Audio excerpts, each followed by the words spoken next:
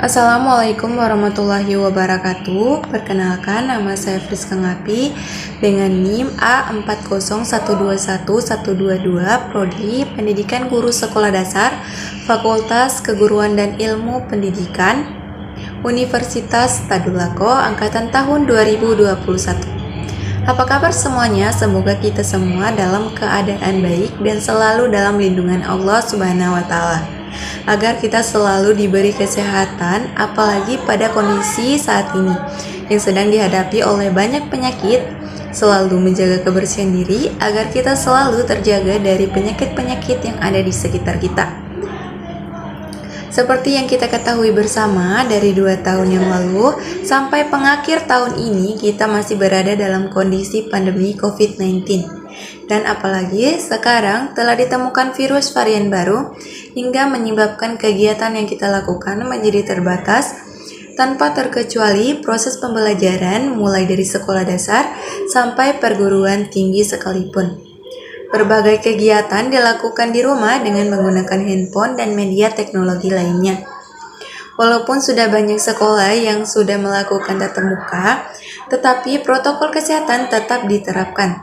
Sangat banyak pelajar maupun pengajar yang syok atau kaget karena kegiatan pembelajaran tidak dilakukan pada semestinya, melainkan dengan menggunakan teknologi pembelajaran yang telah disediakan, dan banyak pula pelajar yang nilainya jelek karena tidak dapat beradaptasi dengan teknologi dan tidak dapat mengatur waktu belajarnya. Oleh karena itu, dalam kesempatan ini saya akan berbagi tips pengaturan waktu belajar yang efektif dan dapat diterapkan oleh teman-teman semua. Adapun tips mengatur waktu belajar efektif supaya Anda terbiasa disiplin saat belajar tanpa adanya rasa tertekan. Sebaliknya, atur waktu belajar Anda secara lebih efektif. Berikut ini beberapa tips mengatur waktu belajar efektif yang bisa diterapkan dalam kehidupan sehari-hari. Yang pertama, membuat jadwal kegiatan harian. Untuk mengatur jadwal waktu belajar efektif bisa dilakukan dengan membuat jadwal kegiatan harian, di mana jadwal yang disusun secara tepat dapat membuat kegiatan lebih terorganisir, dan hal tersebut membuat kegiatan Anda lebih berarti dan berjalan secara lancar, mulai dari bangun tidur sampai tidur lagi. Upaya Anda rutin dan disiplin melakukan jadwal tersebut agar menjadi sebuah kebiasaan setiap hari. Dan selanjutnya yang kedua, mengontrol diri. Terkadang keinginan untuk belajar akan tertunda saat Anda mulai tergoda untuk bermain game atau hal-hal lain yang menyenangkan. Sebetulnya kegiatan lain di luar aktivitas belajar tersebut dapat menghindarkan Anda dari stres.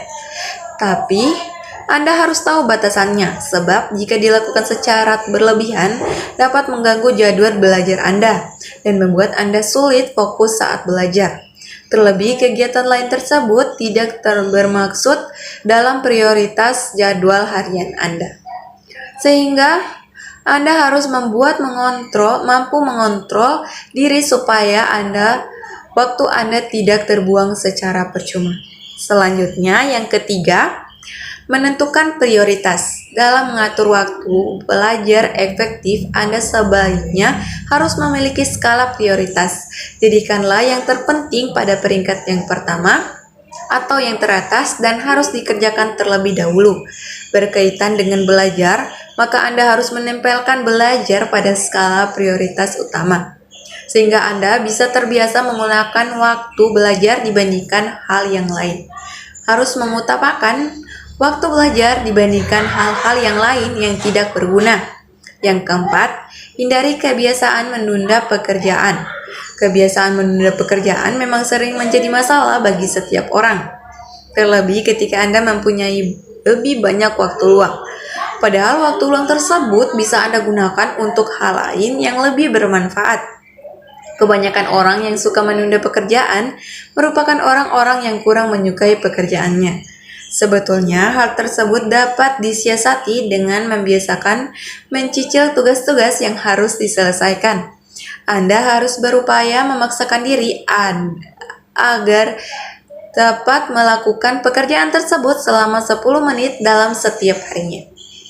Pastikan semakin hari Anda menambah porsi belajar tersebut menjadi lebih baik. Dengan demikian, alam bawah sadar Anda mulai terbiasa bahwa serta mengerjakan tugas yang selama ini kurang dikuasai. Disiplin dan konsisten. Upaya selalu disiplin serta konsisten pada aturan serta jadwal waktu belajar efektif yang sudah dibuat. Untuk memulainya dibutuhkan komitmen yang kuat dan pastikan Anda tidak melanggarnya walaupun hanya satu kali. Sebab sekali Anda melanggar, Anda akan menjadi hal tersebut sebuah kewajaran dan bisa terjadi berulang-ulang. Bila perlu, buatlah sanksi atau kesepakatan bagi diri sendiri. Anda dapat menerapkan hukuman tersebut dengan mengganti waktu belajar Anda menjadi 2 kali lipat pada esok harinya. Atau bisa berupa sanksi lainnya. Agar sanksi ini bisa diaplikasikan dengan baik, Anda dapat minta bantuan orang tua atau saudara supaya bisa berjalan sesuai harapan. Setelah beberapa tips mengatur waktu belajar efektif yang saya berikan, sebelumnya saya juga akan berbagi cara belajar yang efektif. Setelah belajar mengatur jadwal waktu belajar efektif, sebaiknya Anda juga mengetahui cara belajar yang efektif agar menciptakan kebiasaan belajar yang menyenangkan. Berikut beberapa cara efektif yang perlu Anda ketahui. Yang pertama, buat suasana nyaman. Nah, ini juga harus diperhatikan. Menciptakan suasana belajar yang nyaman dapat membuat Anda tetap fokus saat belajar. Setiap orang memiliki kenyamanan yang berbeda saat belajar, baik dengan suasana sepi maupun suasana ramai. Ada juga yang suka belajar sambil mendengarkan musik. Hingga semua hal yang membuat nyaman tersebut tergantung dari diri kita sendiri. Yang kedua, membuat ringkasan. Nah, ini juga perlu diperhatikan. Buatlah ringkasan dari hasil belajar yang sudah Anda lakukan dengan menulis pokok-pokok yang paling penting. Ringkasan tersebut bisa berupa poin-poin agar lebih mudah dipahami. Pembuatan ringkasan hasil belajar sama dengan mengulang kembali materi yang sudah Anda pelajari. Melakukan pembuatan ringkasan tersebut, Anda terbantu lebih mudah mengingat berbagai materi yang sudah dipelajari saat belajar efektif. Nah, selanjutnya yang ketiga yaitu pahami dan bukan menghafal. Ini biasa salah pengertian ya. Pahami dan bukan menghafal. Kebanyakan orang cenderung suka menghafal materi dan bukan memahaminya. Padahal kebiasaan menghafal materi pelajaran atau materi apapun itu hanya efektif untuk ulangan saja atau jangka pendek. Sedangkan untuk jangka panjang sebaiknya pahami materi yang Anda pelajari dan tidak hanya sekedar menghafal saja. Dengan mengatur waktu belajar efektif, maka dapat membantu Anda memiliki kebiasaan belajar yang bagus dan lebih disiplin. Pastikan menerapan tips-tips di atas secara konsisten supaya terus tertanam dalam diri Anda, sekalipun menciptakan cara belajar yang efektif untuk sekarang dan masa yang akan datang. Mungkin hanya itu yang bisa saya sampaikan kepada teman-teman semua. Lebih dan kurangnya saya mohon maaf.